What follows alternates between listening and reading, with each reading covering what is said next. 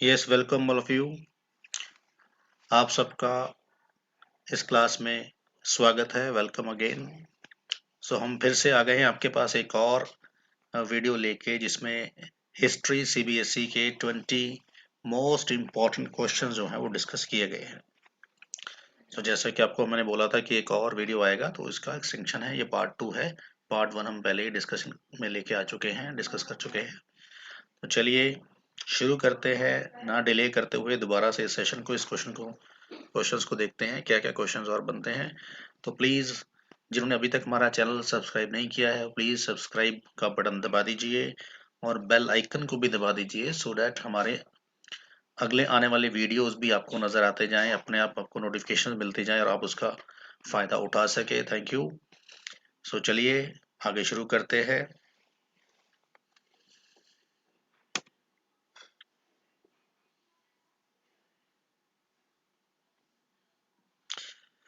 सो हम 30 क्वेश्चन तक कर चुके थे, आगे आज 31st क्वेश्चन है। तो which of the following option is the most probable explanation for the incorporation of the Shalabhanjika motif in the Sanchi stupa. हमने सांची स्तूपा के बारे में पढ़ा है, क्वेश्चन नंबर 31 की मैं बात कर रहा हूँ। 4 ऑप्शंस हैं, इसमें बताना है आपको कि इनमें से शैलाभंजिका मोटिफ का मेन पर्पस या क्या है, वो क्यों वहां पे लगाया जाता है, सांची स्तूपा में लगाया गया है, और वो किस चीज को रिप्रेजेंट करता है। नंबर ए, ऑप्शन ए है महापरिनिर्वाण, जिसको हम महापरिनिर्वाण भी बोलते हैं। Strength and wisdom, auspicious symbol, religious ideal.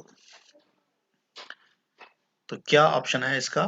तो आप इसको जान सकते हैं कि इसका जो ऑप्शंस हैं, कौन सा सही आंसर इसमें होगा। तो देखते हैं, इसका सही आंसर है सी, ऑस्पिशियस सिंबल। ऑस्पिशियस सिंबल इसका सही आंसर है। ये वाला आंसर जो है सी, ऑस्पिशियस सिंबल। जो शैल भंजिका है, ये एक विमेन को रिप्रेजेंट करता है। एक विमेन की एक स्टोरी बुद्धिज्म से जुड़ी हुई है, जो बड़ी ही ऑस्पिशियस मानी जाती है। तो महा शैला भंजिका जो है वो ऑस्पिशियस मानी जाती है बुद्धिज्म में, तो ऑस्पिशियस का सिंबल माना जाता है, पवित्रता का सिंबल माना जाता है। तो नेक्स्ट क्वेश्चन पे आते हैं।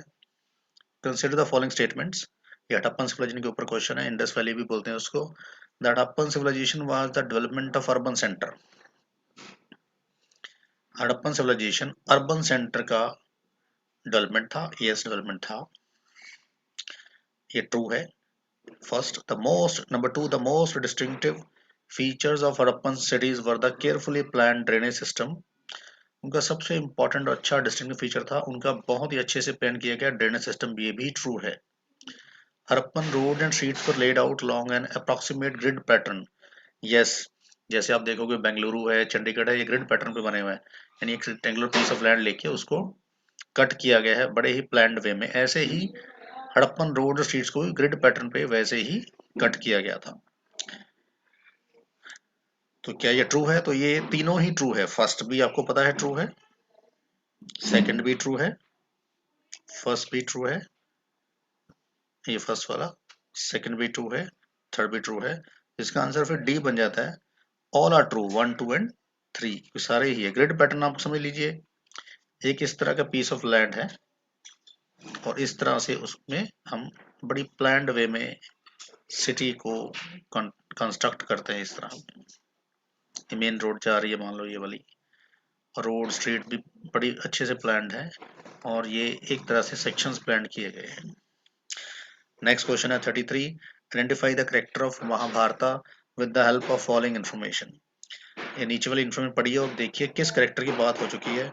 Belong to the Rakshasa clan, married with Bhim, mother of Ghatotkacha. Yes, ये मदर थी घटोत्कच की, और भीम की वनवास के दौरान इससे शादी हुई थी और राक्षस थी क्लैन को बिलोंग करती थी।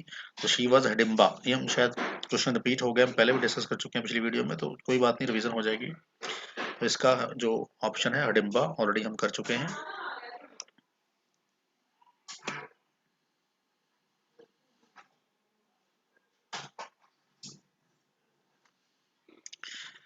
और 34 क्वेश्चन पे आते हैं। Question number 34. He was called Devanam Piyadasi and ruled the Indian subcontinent from 268 to 232 BC. इनको देवनम पिया और पियादसी बोलते थे। धर्म का प्रोपोगेशन भी किया था, ये भी हम पहले शायद कर चुके हैं। ये बहुत इंपॉर्टेंट क्वेश्चन है। तो ये अशोका है, इसके बारे में हम बहुत डिटेल में पहले डिस्कशन कर चुके हैं डिस्कशन। इसका आंसर है अशोका। अगला क्वेश्चन में मैच करना है आपको, एक तरफ आर्कोलॉजिस्ट के नाम है, एक तरफ उनका कंट्रीब्यूशन है। तो सबसे पहला नाम है Alexander Cunningham, Dayaram Sahni, then John Marshall, R M. Wheeler, इधर उनके कंट्रीब्यूशन है। तो देखते हैं अलेक्जेंडर कनिंघम क्या थे। ये हमने पहले ही बड़ी बार डिस्कस किया है कि ये फर्स्ट डायरेक्टर जनरल थे एएसआई के। दयाराम साहनी जिन्होंने पहली बार हड़प्पा जो थी वो खोदा था, फाइन, हड़प्पा में सील्स खोदी थी, वो दयाराम साहनी थे, खुदाई की थी। जॉन मार्शल जो थे, इन्होंने डिस्कवरी अनाउंस की थी, डिस्कवरी। और आर.एम. व्हीलर ने मिलिट्री प्रिसीजन आर्कोलॉजी में डिस्कस किया था। तो ए का 2 होना चाहिए, तो ए का 2 एक ही है, B 1 and C 4 and D 3। तो इसका आंसर बनता है ए, ऑप्शन है ए। तो ए ऑप्शन आप इसको सही मानेंगे। दयाराम साहनी ने पढ़ा था कि 1921 में उन्होंने हड़प्पा की एग्जीबिशन की थी, खुदाई की थी, वहीं उनको सील्स मिली थी। और मिलिट्री प्रिसीजन का जो व्यू था वो आर्कोलॉजी में किसने दिया था? आर.एम. व्हीलर ने। जॉन मार्शल जो कि उस समय एएसआई के हेड थे, जब डायरेक्टर जनरल थे, जब खुदाई हो रही थी हड़प्पा की, तो उन्होंने पहली बार पब्लिकली अनाउंस किया था कि हमने एक नई डिस्कवरी सिविलाइजेशन की है। अलेक्जेंडर कनिंघम आपको पता ही है। तो अगले पे चलते हैं हम।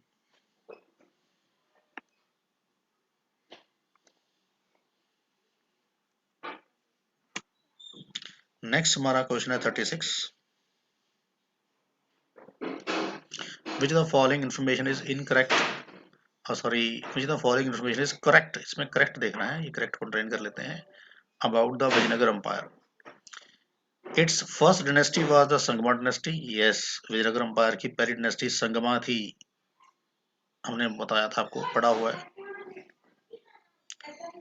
तुलवास वर रिप्लेस्ड बाय एरवडू, जब तुलवास जो डायनेस्टी थी उसके बाद एरवडू आए थे। यस, तुलवास के बाद एरवडू ही आए थे। संगमा, तुलवा, फिर एरवडू। और कृष्णदेव राय जो थे वो सुलुवा डायनेस्टी को बिलोंग करते थे। ये गलत है, ये इट इज रॉन्ग, क्योंकि कृष्णदेव राय तुलवास को बिलोंग करते हैं। First two are correct. और Harihara and Bukka one were from Aravidu dynasty, ये भी गलत है। हमने पढ़ा है कि हरिहरा 1 और बुक्का 1 तो संगमा डायनेस्टी के थे, यानी 3 एंड 4 रॉन्ग, 1 एंड 2 राइट। तो सही ऑप्शन 1 एंड 2 में कहाँ है? डी में। तो डी करेक्ट है, 1 एंड 2। दो ही ये वाले करेक्ट हैं, बाकी दो ये वाले जो हैं, ये वाले ये रॉन्ग है, और ये दोनों करेक्ट है। चलो नेक्स्ट पे चलते हैं। 12th century witnessed the emergence of new movement as Veer Shaiva tradition. 37वां question है 37। 12वीं शताब्दी में एक नया ट्रेडिशन उदय होता है, मर्ज होता है मूवमेंट के रूप में, वीर शैव ट्रेडिशन, यानी heroes of Shiva. This continues to be an important community in the region of to date. आज भी ये कम्युनिटी तब से लेके आज तक 500-600 सालों से समझ लीजिए कि बनी हुई है, 800 सालों से सॉरी बनी हुई है। आज भी कर्नाटका में वीर शैव ट्रेडिशन चलता है, कम्युनिटीज इसकी कम्युनिटी बिलोंग करती है। इनकी जो अंडरस्टैंडिंग्स हैं, जो इनके सरमन, इनके टीचिंग्स को वचन बोलते हैं। यस, जो वुमेन और मेन जो उस समय सेंट्स जो इनको ज्वाइन करके उन्होंने बनाए थे। अब हमने इनके बारे में जानना है कि इनमें से कौन सी स्टेटमेंट तो करेक्ट है। तो वीर शैव के बारे में जानेंगे।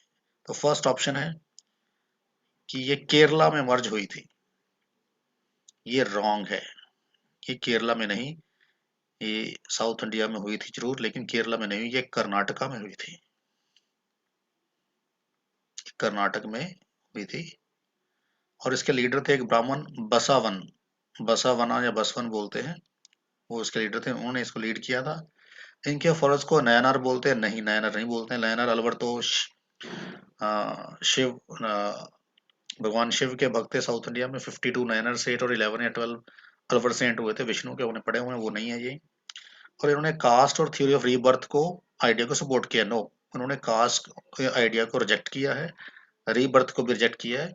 इनका मानना था कि अगर आप भगवान शिव को पूजते हैं और उसके बाद उनको मेडिटेट करते हैं तो आप उनके चरणों में चले जाते हैं और आप रीबर्थ के चक्कर से छूट जाते हैं। तो फोर्थ और कास्ट इसके तो बहुत अगेंस्ट है। ये Lingayat community, I am talking about Lingayat community, जो कर्नाटक में है, जो अपने लिंग को कवर करते हैं और अपने उससे एक जुड़ा हुआ कपड़ा अपने शोल्डर पे रखते हैं, लिंग्यात बोलते हैं उसको। और बड़ी खराब बात मैं मानता हूँ इसको कि कुछ साल पहले कांग्रेस सरकार टाइम पे, जो कर्नाटक में थी 2016-17 में, उन्होंने इसको लिंग्यात को एक माइनॉरिटी कम्युनिटी का स्टेटस दे दिया है, क्योंकि ऑलरेडी ये हिंदुज्म का पार्ट है। थोड़ा सा इसमें डिफरेंसेस जरूर आ गए हैं। तो ये इंडिया में आज फिर धर्म के नाम पे लड़ाई या कुछ ऐसी चीज़ों के लिए यूज़ किया जा रहा है इस कम्युनिटी को। लेकिन हमने क्वेश्चन के पॉइंट ऑफ व्यू से देखा है कि ये कर्नाटका में आई, बसवना ने लीड किया, नयानर इसके भक्त नहीं थे, वो अलग थे, कास्ट और रीबर्थ को सपोर्ट किया नहीं, इन्होंने रिजेक्ट किया था। फाइन, तो अगले क्वेश्चन की ओर बढ़ते हैं। इसका इसका आंसर क्या है? इनमें से कौन सा वो कहते हैं जी, देखिए करेक्ट है। तो इनका एक ही करेक्ट है कि it was led by Basavanna, बाकी सारे जो है इनकरेक्ट है। आंसर है इसका B, Basavanna. Only one is correct, बाकी all are incorrect. Next question है, which of the following is a correct pair? इसमें से कौन सा करेक्ट पेयर है? चोलाज नाम की डायनेस्टी जो किंग्स कहाँ हुए थे? तमिलनाडु में हुए, करेक्ट है। होयसलाज, सुल्तान्स, गजापति। गजापति डेक्कन में है, सुल्तान्स कर्नाटका में। होयसलाज जो है वो उड़ीसा में नहीं है, ये आंध्र प्रदेश के ही एरियाज में है। होयसलाज, द्वारस मुद्रा होयसला, ये आंध्र प्रदेश के वरंगल एरिया में है, तो ये इनकरेक्ट है, बाकी सारे करेक्ट है। ठीक है जी, दैट्स ऑल। अगली क्वेश्चन पे चलते हैं।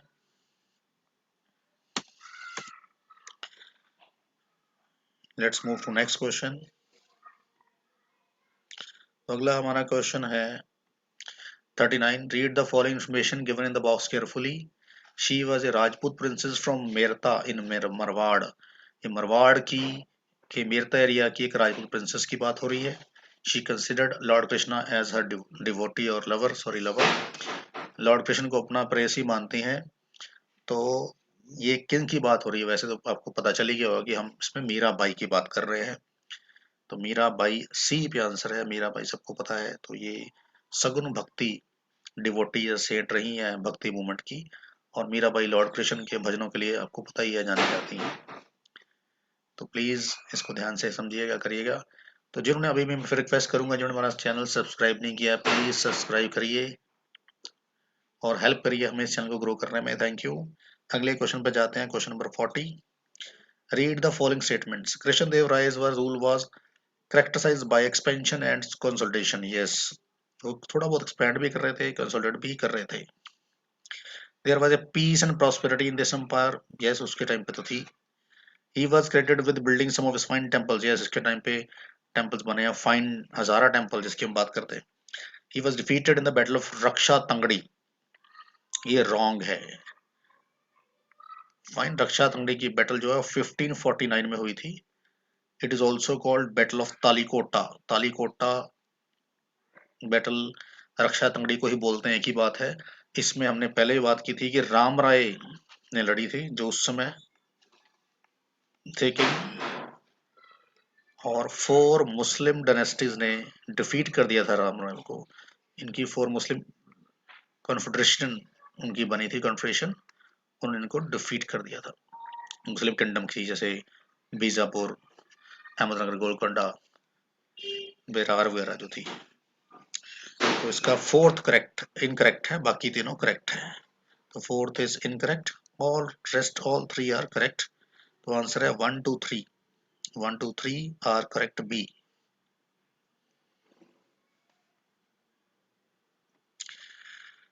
तो नेक्स्ट क्वेश्चन पे चलते हैं।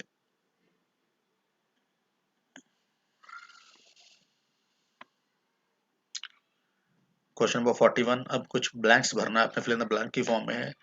Strategy used by Hadappans for procuring raw material may have been to send expeditions to search areas such as Dash, region of Rajasthan for copper and South India for gold. तो मेरे लिए हमें बताना है कि राजस्थान में किस एरिया से हड़प्पन्स को ने कॉपर वो एक्सट्रैक्ट किया करते, कॉपर प्रोक्योर किया करते थे, यानी इनको कॉपर कहाँ से मिलता था। ये कह रहा है कि वो अपने रिसोर्सेज, अपने मेटल्स को प्राप्त करने के लिए वो एक्सपीडिशंस भेजते थे। तो साउथ इंडिया में भेजे जाते थे गोल्ड के लिए। आपको पता है कर्नाटका में कोलार गोल्ड माइंस है, तो वहां पे कहीं जाते होंगे। और राजस्थान से कॉपर, कॉपर के लिए कौन सी फेमस साइट है राजस्थान में? बड़ा ही फेमस साइट है खेतरी, खेतरी माइंस है वहां पे। हमने बड़ी बार पहले डिस्कस किया है खेतरी माइंस के बारे में। खेतरी माइंस राजस्थान में कॉपर की माइंस हैं, यहाँ से लेते थे एशियन टाइम से लेके अब तक हम यहाँ से ले रहे हैं। अब तो ये बहुत हमने खाली कर दी, कंज्यूम कर दी, पर अभी भी थोड़ा बहुत कॉपर वहाँ मिलता है। तो यहाँ से लिया जाता था कॉपर खेतरी माइन से। तो यहाँ पे खेतरी आएगा, खेतरी। खेतरी याद रखिएगा, कॉपर की माइन है राजस्थान में जहाँ से ज्यादातर हमें कॉपर मिलता है। नेक्स्ट है, इनमें से कौन सी जैनिज्म की 42 में टीचिंग नहीं है? तो फोर्थ इसमें टीचिंग नहीं है, ये भी शायद हम पहले डिस्कस कर रहे हैं। फोर्थ इसमें टीचिंग नहीं है, बाकी सारी जैनिज्म की टीचिंग है। सॉरी, मैं गलत बोल रहा हूँ, सी इसमें टीचिंग नहीं है, बाकी सारे सही हैं। सी गलत है इसमें, ए बी और डी आर करेक्ट, सी जो है वो इनकरेक्ट है। तो अगले क्वेश्चन की ओर बढ़ते हैं।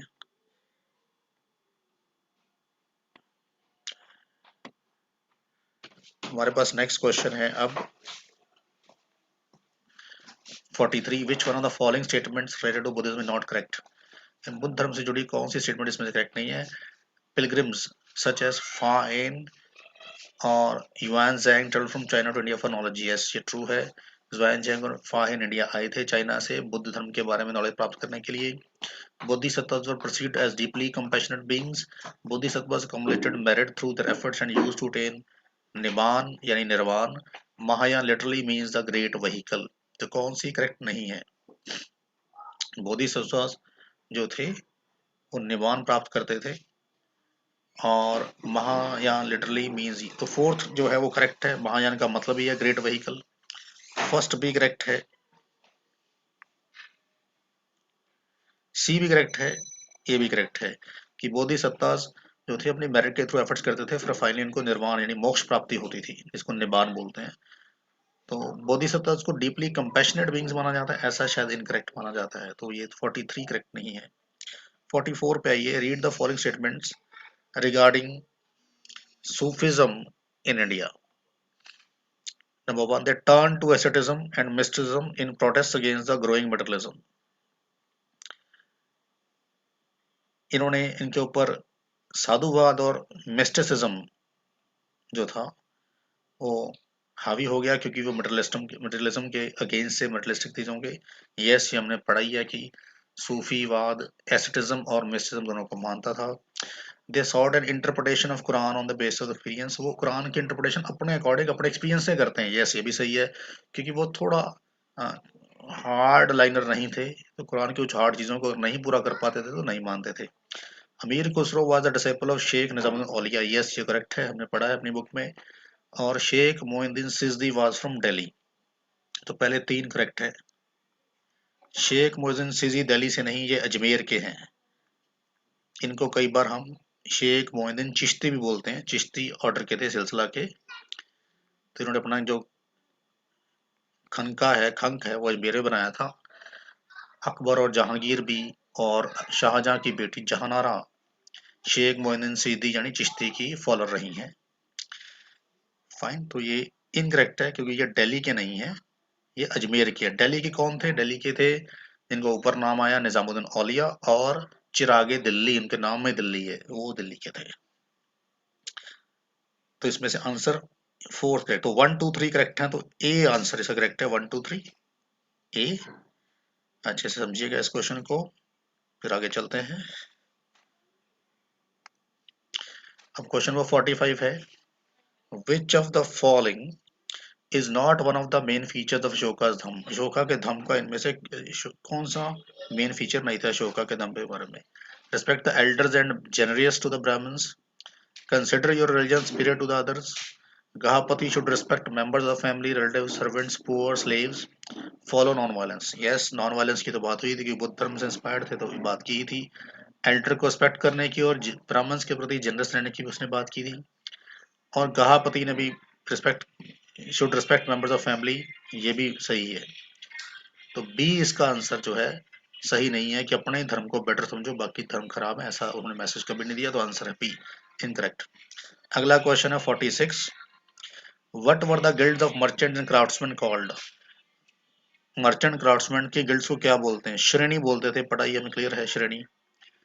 अदमई, उजवर और नहीं बोलते थे, ये सारे चोला किंगडम और संगम एज के वर्ड हैं, और मतलब असेंबली ऑफ विलेज, फाइन। तो श्रेणी को बोलते हैं हम एसोसिएशन, गिल्ड, तो इसका आंसर जो है वो यही है। तो अगले क्वेश्चन की ओर बढ़ते हैं। अगले क्वेश्चन पे आते हैं, 47 नंबर क्वेश्चन है।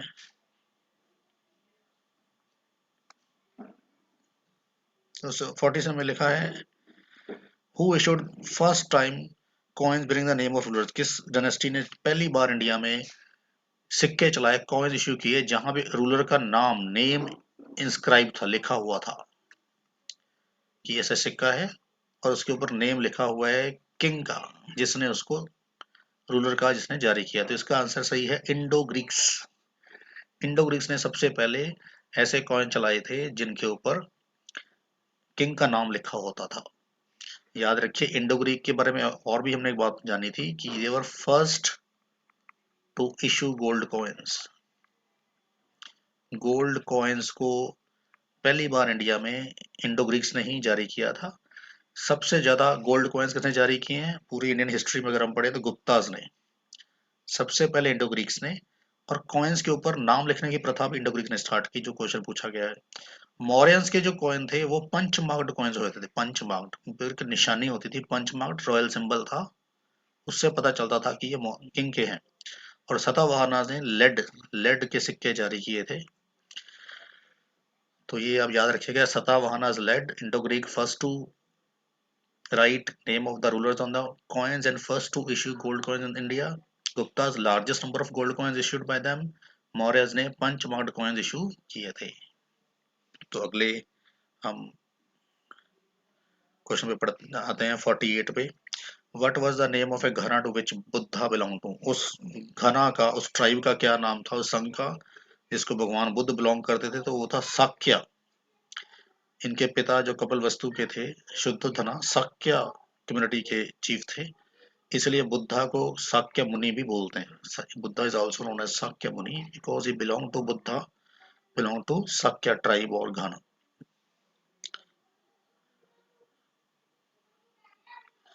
तो अगले दो क्वेश्चंस और करेंगे, थोड़ा छोटा रखा है, अगले एक वीडियो और फिर बनाएंगे। अभी 49th क्वेश्चन आ गया हमारे पास। According to which Buddhist text Ashoka distributed portions of the Buddha's relics to every important town and ordered the construction of a stupa over them?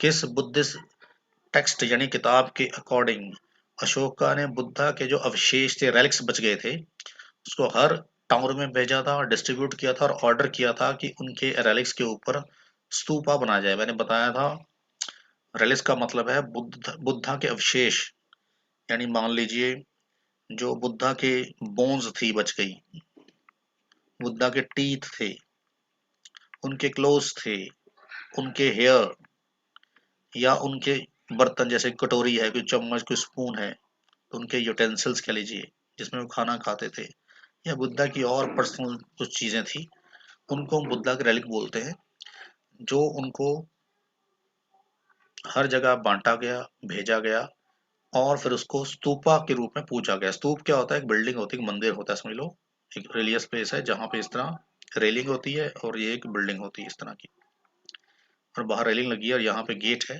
अंदर सेंटर में एक बॉक्स रख देते हैं जिसको हर्मिका बोलते हैं, हर्मिका। इस बॉक्स में रेलिक्स रखे जाते हैं बुद्धा के विशेष, और लोग इसको पूजते हैं, इसको मानते हैं।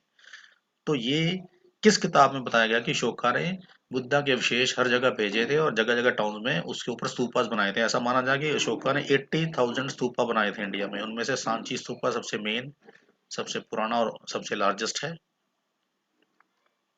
मध्य प्रदेश में सांची है, विदिशा या भोपाल के पास।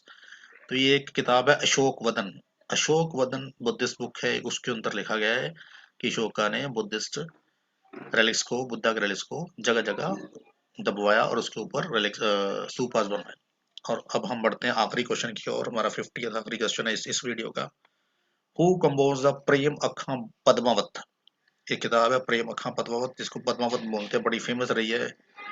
पीछे पद्मावती मूवी बनी थी जिसका नाम बदल के पद्मावत किया गया था, तो इसी किताब के ऊपर आधारित थी।